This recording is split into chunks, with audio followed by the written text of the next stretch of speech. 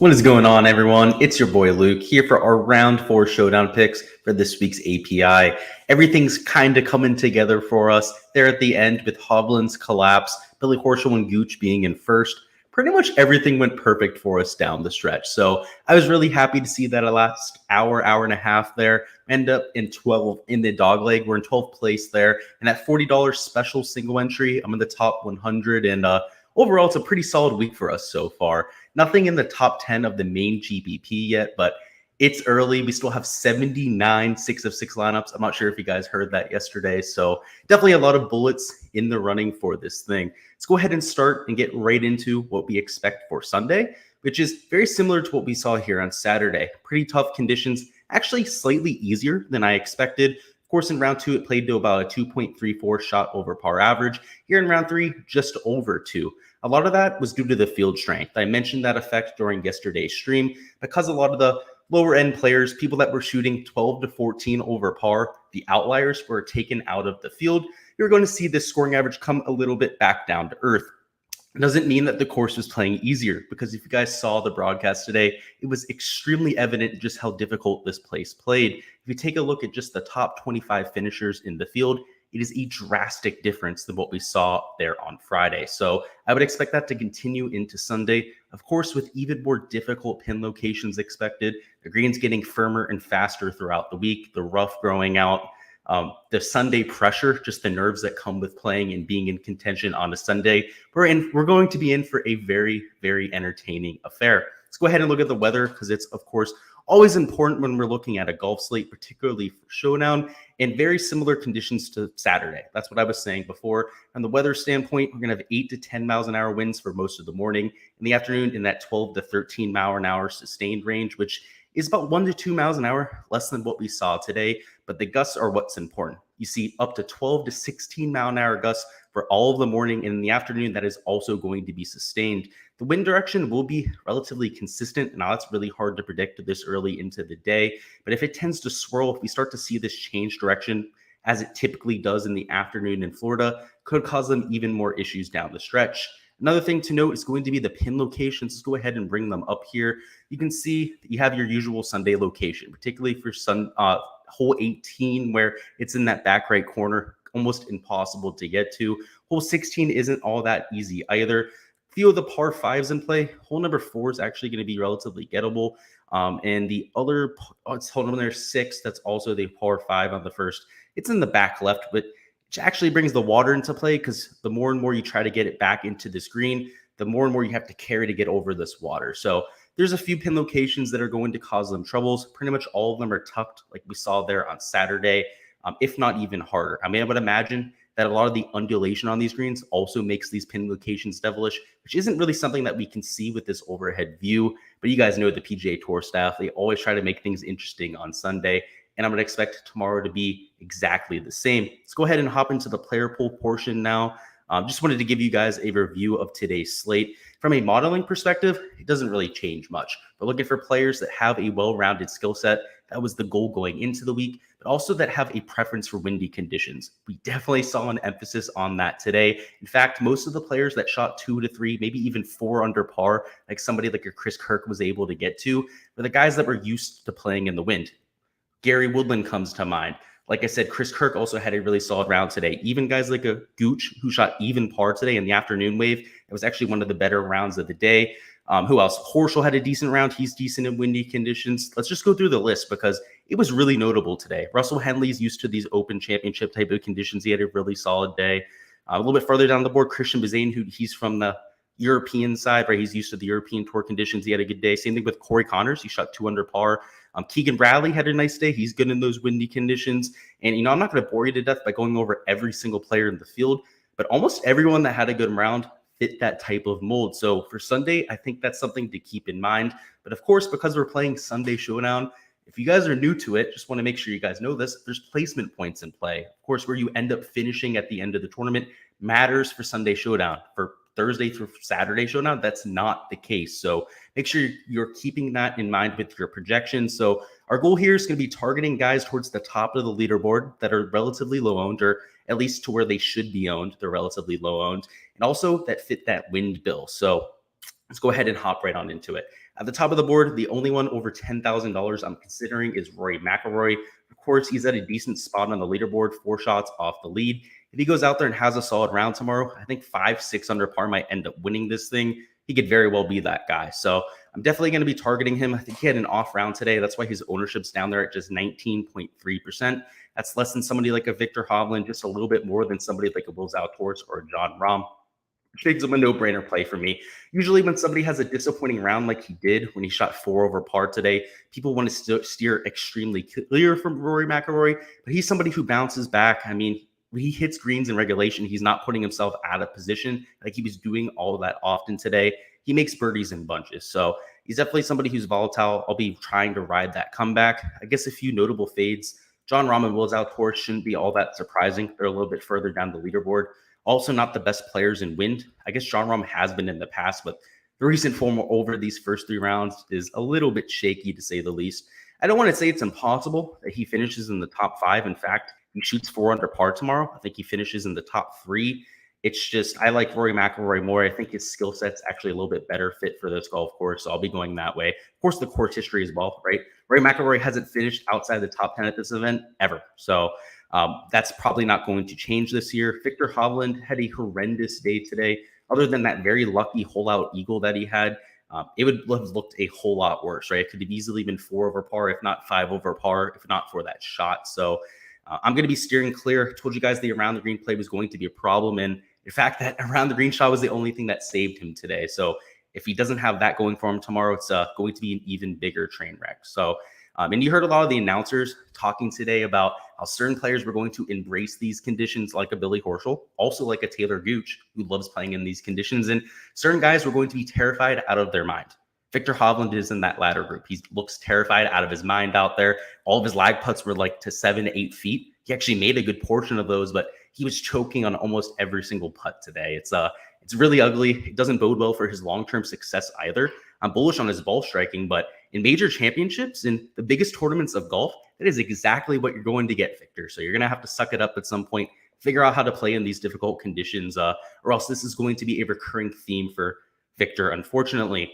Somebody who stepped through that competition, he did so at the Waste Management Open, is Scotty Scheffler, perhaps on the opposite end of that spectrum. Of course, has less wins than Victor Hovland to this point of the year, but Scotty Scheffler also won the Waste Management Phoenix Open. Victor Hovland's biggest win was at the Mayakoba Championship. There's a huge difference between those two golf tournaments.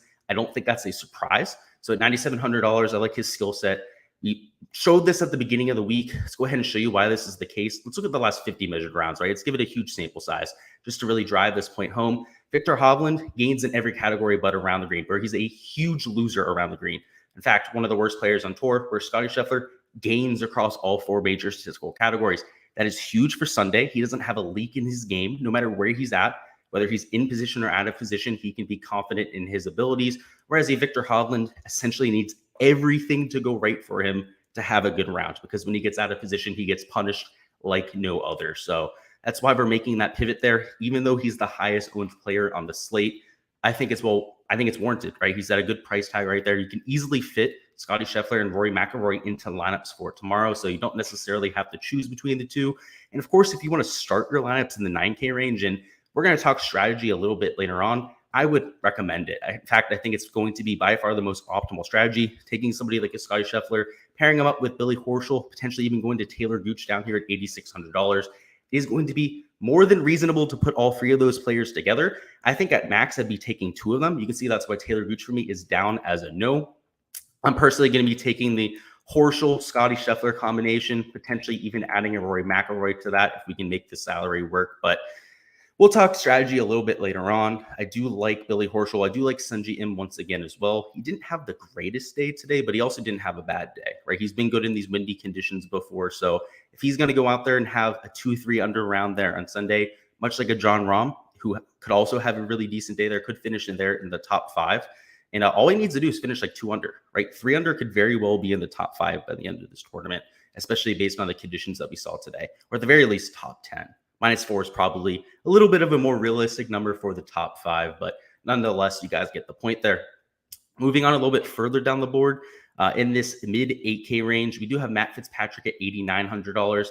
He had a decent day today, much like a Sungjae Im, kept it to 1-2 under par for most of the day. It's a decent price tag at $8,900. And I feel like the steam that was on Fitzpatrick going into the week has kind of simmered away, right? He was super highly owned. It was in that mid 25% range, was everyone's favorite golfer going into the week, a lot due to the course history, which is well established at this point. We know that he's been an absolute beast at this golf course. I mean, 10th, 9th, 2nd, miscut, 13th. Just great finishes at this event. So I'm going to be going to it on Sunday, right? He has those good vibes here. He's at 2 under par. I think he's in that sleeper range where most people are looking for that top 5, top 10 of the leaderboard. He's just inside that range. So this 10% ownership right there is something that I'm actively looking to target. I guess let's talk about Taylor Gooch. It's not that I hate his game. Again, I like his play in windy conditions. It's just at this price tag at $8,600, 27% might even be low, right? He might come in closer to 30, even 40% ownership when it's all said and done. You're going to have to make at least one pivot up top. And for tomorrow's slate, Gooch is going to be that guy. So I could completely understand if you want to play Gooch, just make sure you're fading at least somebody up top, right? Whether it's a Scotty Scheffler, fading Billy Horschel, who's also going to be chalky, or maybe even 2 of them, right? Because I'm also fading a Victor Hovland. You just can't play everyone up top. You're going to have to pick and choose your spots here at some point. A little bit further down the board, we're going to more of flyer plays at this point. Sam Burns is way far back, right? He's in that range where Jon Rahm at even par. But if he goes out there and shoots 3 to 4 under par, that could very well get him in a decent spot with placement points. So I like the putter. It's great on Bermuda grass. He's one of the best putters in this field. In terms of his aggressiveness, he's also one of the more aggressive players on the PGA Tour. In fact, in terms of putting up more than a 4 shots gained per round type of performance, where that's what I call a ceiling performance. When somebody gets over 4 shots gained in a single round, I'll call that a ceiling performance. He does that at a 21% clip. That is 6% more than any other player on tour. And the next is Bryson DeChambeau, who's also an extremely aggressive player. A little bit further down the board, talked about Russell Henley. He's good in the wind. Cameron Young's just underpriced for his pedigree. The kid's an absolute stud. I'll say that time and time again. Max Homa had the hole-in-one today, so you probably wish you had him in Showdown today because of all those extra points. But I like the ball striking prowess. I like his position on the leaderboard. He's not too far back where he can't make some type of a charge at that type of range. There's a little bit of a fade range here with guys that are over par like McNeely, Garcia, and Griffin.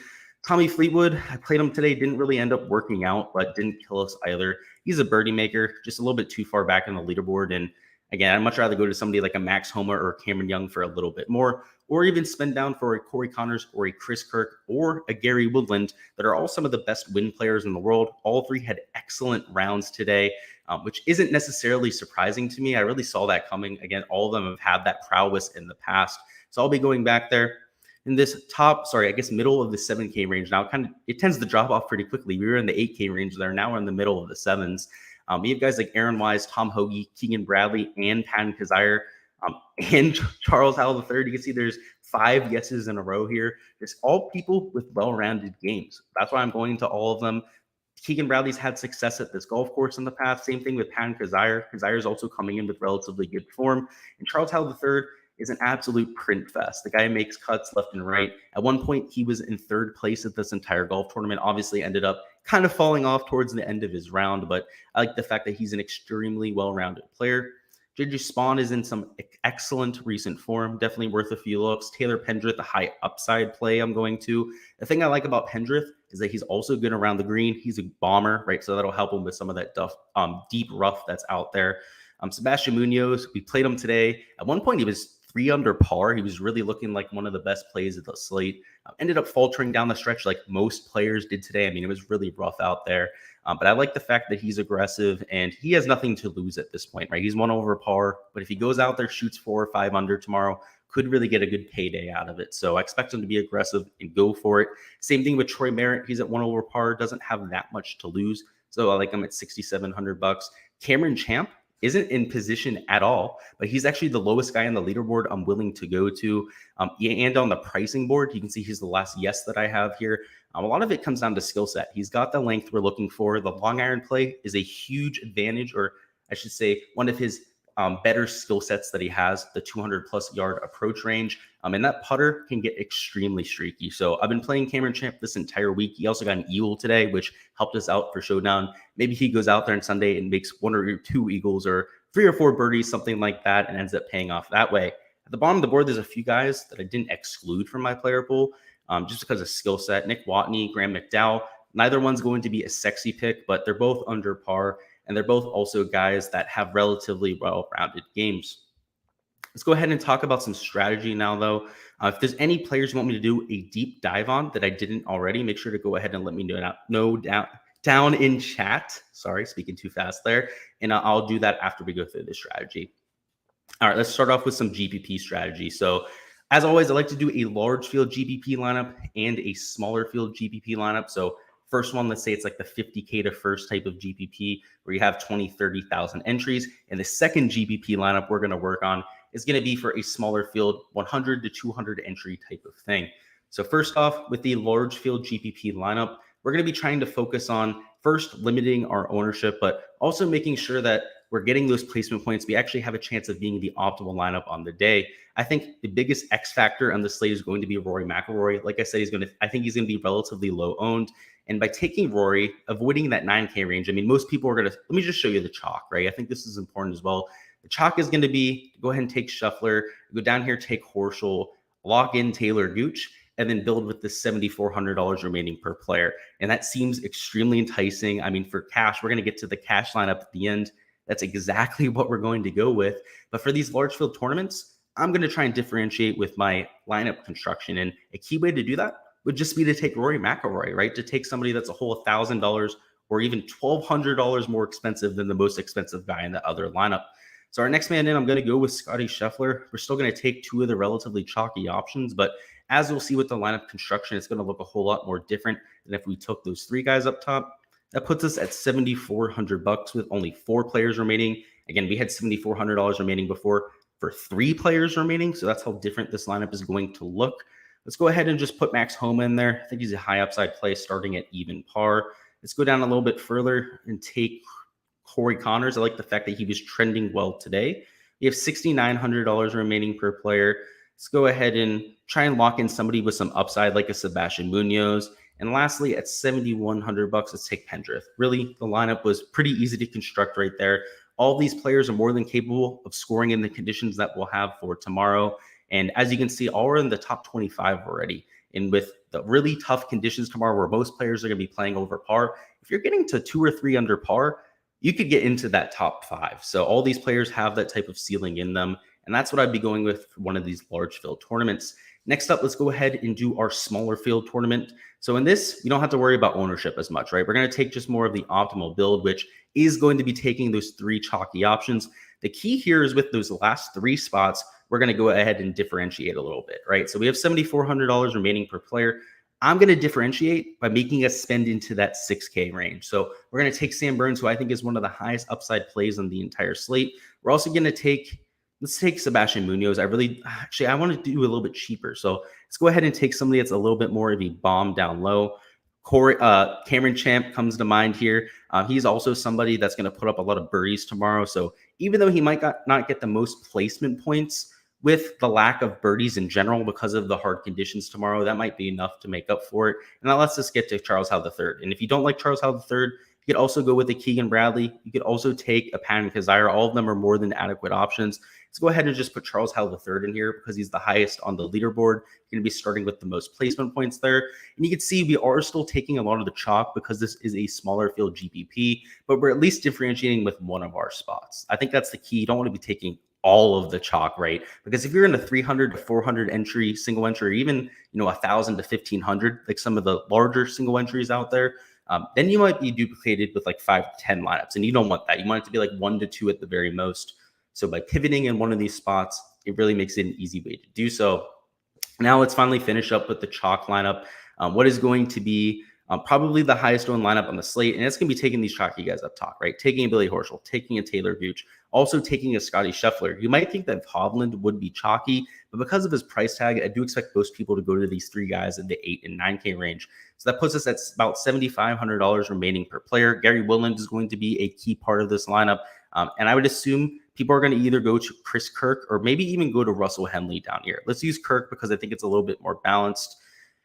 That puts us at $7,100, which probably means that a lot of people are going to take Spawn. So this is what we're looking at for the chalkiest lineup tomorrow. I don't think people are going to take this guy at $6,000, right? They're not going to take Graham McDowell because that's leaving $1,100 on the table. Perhaps if they go and do that, they're going to take a Victor Hovland.